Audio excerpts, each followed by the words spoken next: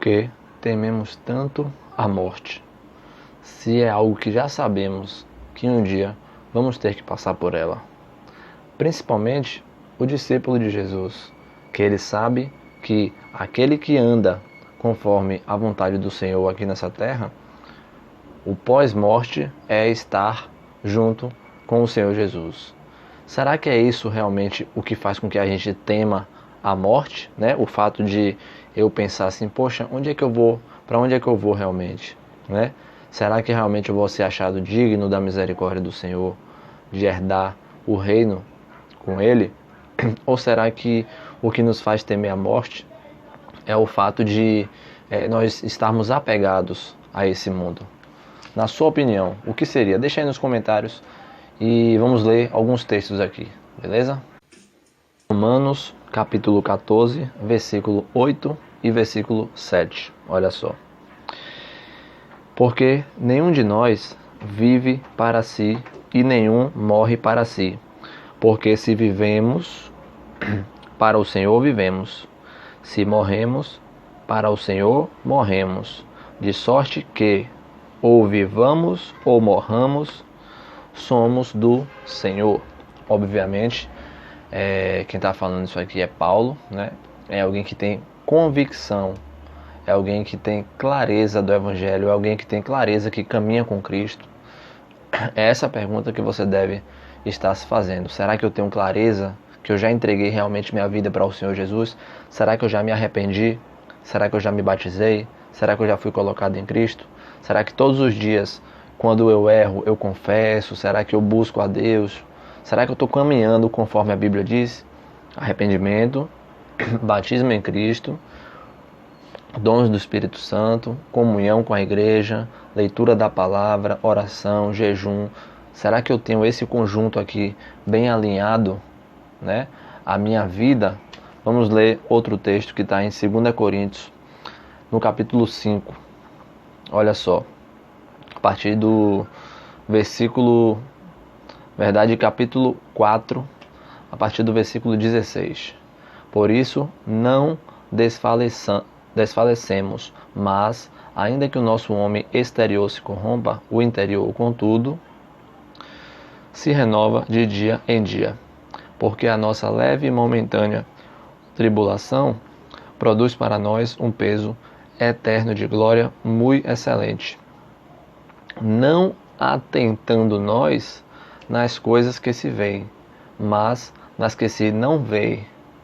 Porque as que se veem são temporais, e as que se não veem são eternas. Então, Paulo está falando aqui que ele chama a tribulação que ele passou, que foi muitas, naufrágio, perseguição, pregação do evangelho, aí sendo perseguido o tempo todo, e ele chama de leve e momentânea tribulação. Será que a gente não está potencializando a nossa tribulação, a nossa carga, o nosso sofrimento? Às vezes o que você está passando aí é uma leve e momentânea tribulação e você está desesperado, não é verdade?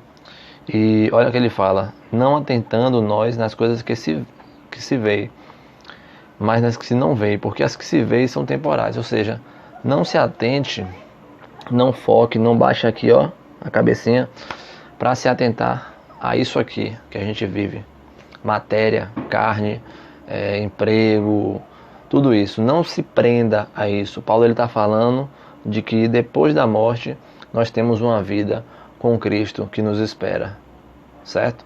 Se é que estamos caminhando conforme a vontade do Senhor. Capítulo 5, ele fala: porque sabemos que se a nossa casa terrestre deste tabernáculo se desfizer, temos de Deus. O que seria a casa terrestre? Nosso corpo, né? Que é templo do Espírito Santo.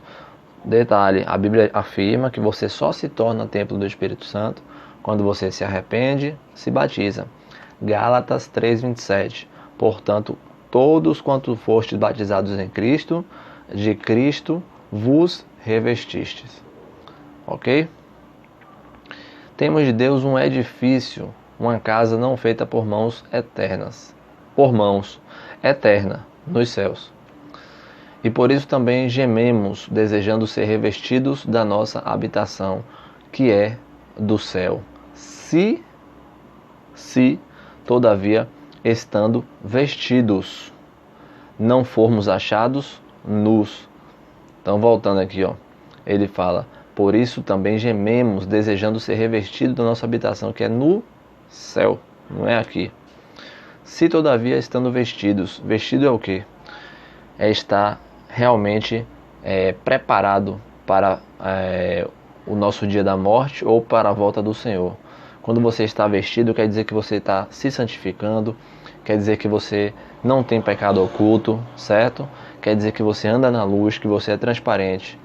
Quando você está vestido, né, a Bíblia traz um contexto para essa situação aí, né? Você está com a sua reserva do azeite, né, que é o Espírito Santo, cheia o tempo todo, certo? E fala: não formos achados nu. Então é isso. É interessante que Paulo, em nenhum momento, ele esboça um certo tipo de medo, de desespero pela morte, ainda sabendo que morreria, né? E ele trata o assunto da morte como algo muito natural. Eu, particularmente, Daniel, eu trabalho isso em mim, né? Eu não diria que eu, na beira num leito de hospital, eu vou pedir a morte. Não estou falando isso. Estou falando que, no geral, a gente não pode estar apegado a isso aqui. Meu Deus do céu, tudo isso aqui passa. Tudo isso aqui passa. E a qualquer momento a gente pode ser surpreendido. Não é verdade? Quantas pessoas aí morrem cedo, morrem jovem? E aí, será que morreu estando em Cristo ou não?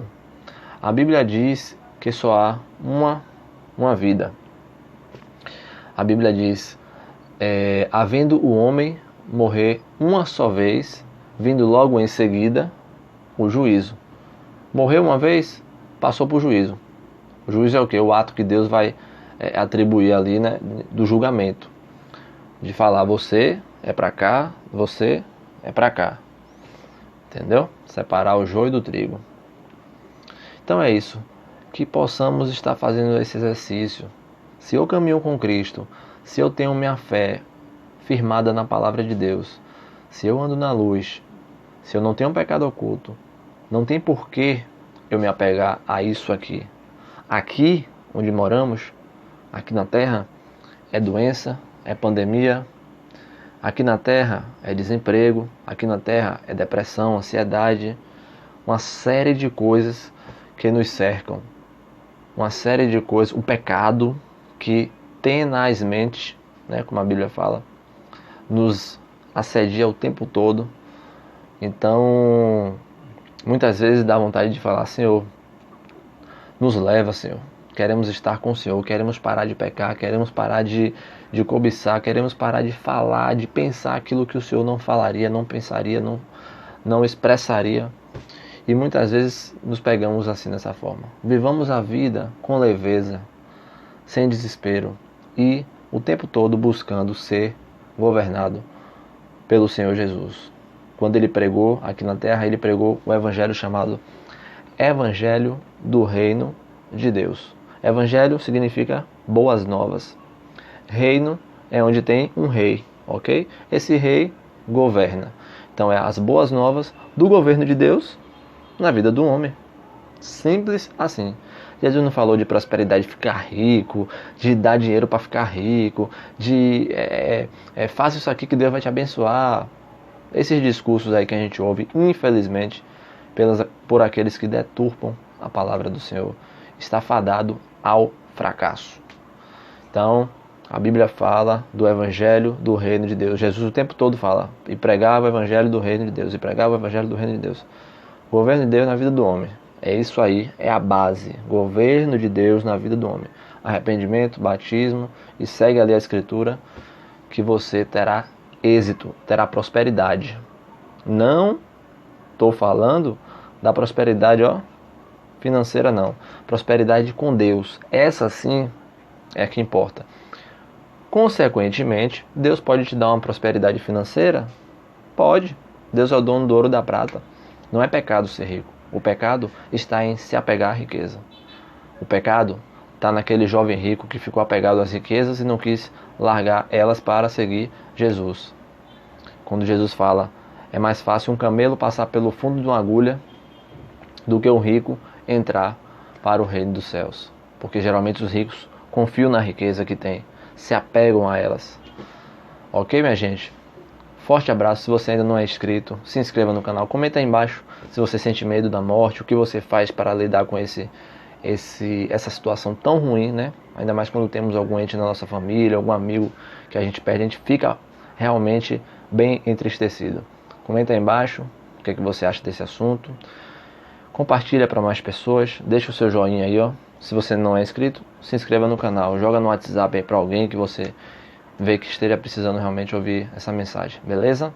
Fica com Deus, fica na paz e fui!